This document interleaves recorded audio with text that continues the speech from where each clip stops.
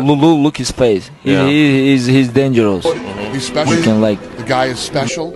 Everything that could possibly be special about this guy is special. A guy like this is the type of guy that you love to watch and follow, the most special guy that I've ever come across. Hello and welcome back to the Patrick McCorry Sports Show. Today we have an amazing guest coming off making history by having the quickest turnaround between fights, which was 7 days. Loopy Godinez, how are you? Hello, thanks for having me. Really good. How are you? Yeah, I'm pretty good as well. So let's go back to the beginning of your career. What made you get into MMA? Well, since I was a little kid, I always wanted to do something like that. I just didn't know that it was such a thing as MMA. So I always wanted to do like WWE. So when I was a little kid, that's what I want to do when I grow up. And then, years pass and moved to Canada and, got to see the MMA. And I'm like, okay, I think I want to do that. Then I started training and now I'm here. And where did you build your foundation in? Jiu-jitsu, karate, kickboxing? Judo. Okay. Yeah. And mixing that in with MMA, do you think that gives you an advantage with takedowns and other stuff like that? Yeah, like there is like a couple of stuff that I can do that, like that I see when I'm in a fight, for example, like trips and stuff like that. But like what it helped me the most is my wrestling, which is freestyle or Greco. Yeah, and obviously your win about 2 weeks ago now, the first round submission. So what are your thoughts on that fight? Did you take anything away from that fight? First fight, the armbar one. Yeah, I mean it was a great experience, honestly. It was my first finish as a pro. I got to mix everything up a little bit, so I was very happy with that performance. And then why did you decide to take that short notice fight? Because I love fighting, and if they call me today to go fight tomorrow, I'm gonna take it again. Like honestly, I'm not scared to to take short notice fights because that's what I do and I love it. And that second fight was very close. You obviously lost the decision. I've seen a lot of people saying it was a robbery, and I agree. I thought you won the fight. So did you also think you won the fight? Yeah, honestly, I didn't hear my name call. But this is what it is. There's nothing we can do. And so obviously 7 days notice, and so you're willing to take short notice fights, right? So you always throw your name into the hat. Yeah, exactly. Yeah. And you're normally a strawweight, but you took this fight at flyweight, I believe. Is that a division you want to explore as well? Or are you happy at strawweight? No, I'm really happy at strawweight. I'm pretty small. Like I'm small for a strawweight, so I'm even smaller for a flyweight. But like there is opportunities that you cannot really let go. So I will, take them. Like if I feel like, I don't mind. Now that fight obviously helped your name grow more. You had a very impressive win, and then you make history and having a very impressive performance. Yeah. So with your name more popular, do you think you can push for bigger fights maybe? Yeah, I'm just waiting for the UFC and my management to do that, Yeah, so I'm not in a rush to do anything, so I will just take my time and, whatever they want to give me, I'll take it. And how did your coaches react? Did you just go and tell them, yeah, I want to take this short notice fight, or did they come to you? No, well, my management came to me to ask me. Then I talked to my coaches, obviously, because they just left Vegas and they had to come back, and then, there is a lot of stuff. But yeah, pretty much send them the name. They look her up and then they're like, yeah, let's do it. I was like, okay, let's do it then. I never hear about her, nothing. Like I never seen her fight before. So yeah, I looked her up a little bit. I was like, okay, yeah, sure. And then that's it. Let's go. How did you prepare? Did you just do like a short camp, just kind of watch her tape and just kind of learn how to fight that? Or was it just go with the same kind of style that you went with in the fight before that? Yeah, well, I just pretty much let my coaches and like stuff to watch all of her fights, and then they will just like tell me like little details here and there. But yeah, I mean, she was, it was, she was super tall. I wasn't prepared for that. That's for sure. And what was the feeling like after that fight, having made history? How did you feel? Do you care at all? Do you think, or is it just like another day in the office for you? It's another day in the office. I was pretty like like not upset, but like I was just like I thought like I thought I won the fight. That was more annoying than anything. Yeah. But yeah, that's what it is. But yeah, like honestly, every fight is like another day in the office. I train every day. I do this every day, so it's just a part of my life. And if you look up Loopy Godinez, you'll probably find that you made history. So your name will now always be remembered by UFC fans and the UFC. So I feel like that's a pretty cool thing to do. The previous record was 10 days, and I believe that was Hamzat Chimaev.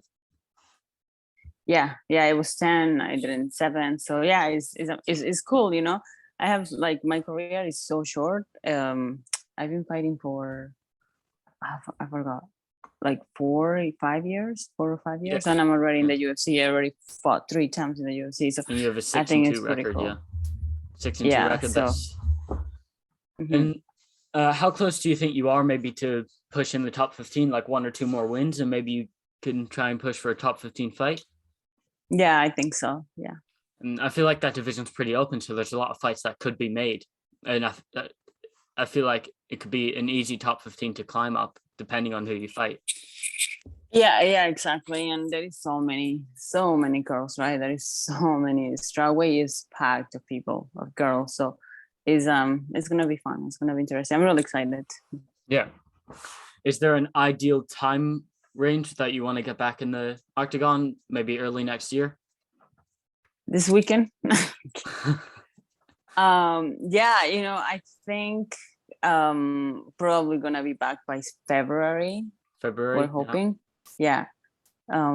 Yeah, I'm leaving to Mexico in a couple of weeks to go train again there with Alexa. I'm gonna help her with her camp. So yeah, I'm just gonna be getting better and changing.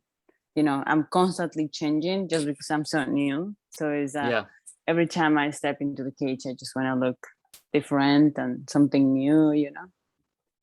Okay, so this next part of my show, it's a quick fire question segment. Not everything has to do with fighting. It could just have to do with you personally. Mhm. So, what is your favorite snack to have while in training camp? A snack. Yeah. I don't really have snacks when I'm training camp.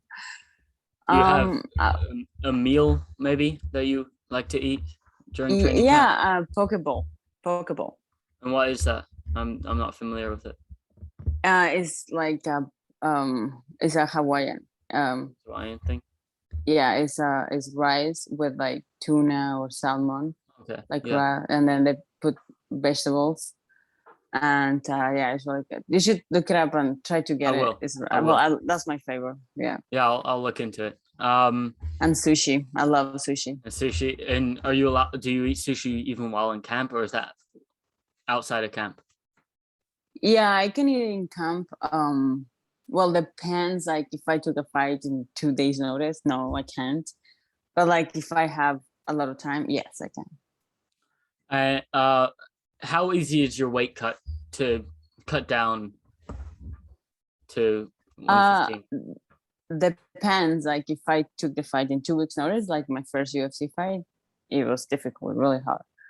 But I had COVID and I was pretty heavy, so that was brutal. But this last time when I made 115, I made it with like 3 or 4 pounds of water cut, so it was like easy peasy. Yeah. Do you have a favorite movie that maybe you like to rewatch, or just maybe you haven't rewatched it, but it's your favorite? I like Matilda. Matilda. Yeah, I Yeah. enjoyed that one when I was a kid. Yeah. Yeah. A favorite TV show maybe? I don't really watch TV shows, no. No, you don't watch much TV? No, I'm always like doing stuff. I have a dog, so if I'm not gonna be sitting in the couch, yeah, just go to the park and take him out. Do you have a favorite fight of all time, like to watch? GSP. But is there a specific fight like that he's had or someone else has had, like Rory McDonald versus Lawler 2 or something like that? Oh, I was just gonna say that one. Yeah. Yes, That's a that great was fight, yeah. amazing. That was a good, that was a really good battle. That I can watch that Over and lot. over. a lot of times. Yeah. Do you have a favorite music artist that you put on Spotify or Apple Music? I'm gonna say Mark Anthony. I really like his songs.